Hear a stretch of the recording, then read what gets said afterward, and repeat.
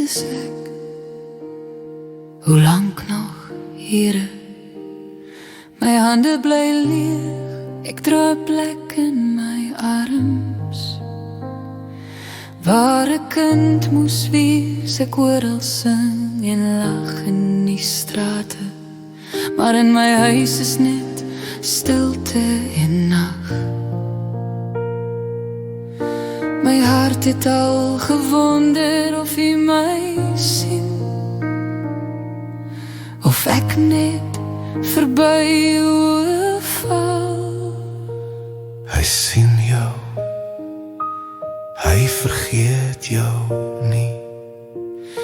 Jaar na jaar het sy gelag, haar woorde soos messe, skerp en sag.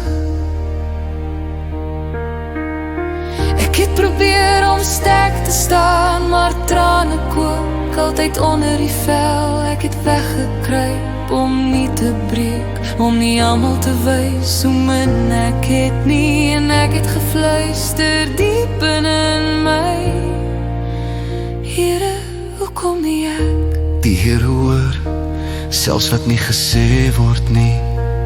Toe het ek gegaan na die heilige plek, waar weer ook rook soos gebede trek. My lippe het bewe, maar geen woord geklink, want watter taal het pyn? Ek het net asem gegee en gedink, Here, kyk net na my. Hy hoor die trane wat niemand sien.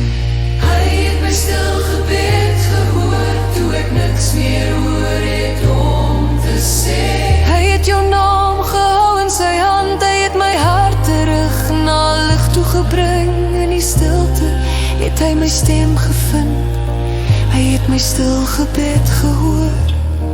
Toe het die nuwe dag aangebreek, Samuel, kind van genade en smeer.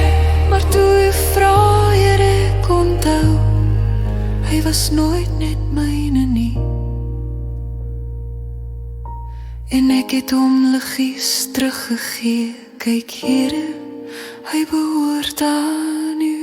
Wat jy gee met trane, vul God met vrede. Hy het my stil gebed gehoor, toe my stilte hare skree as woorde.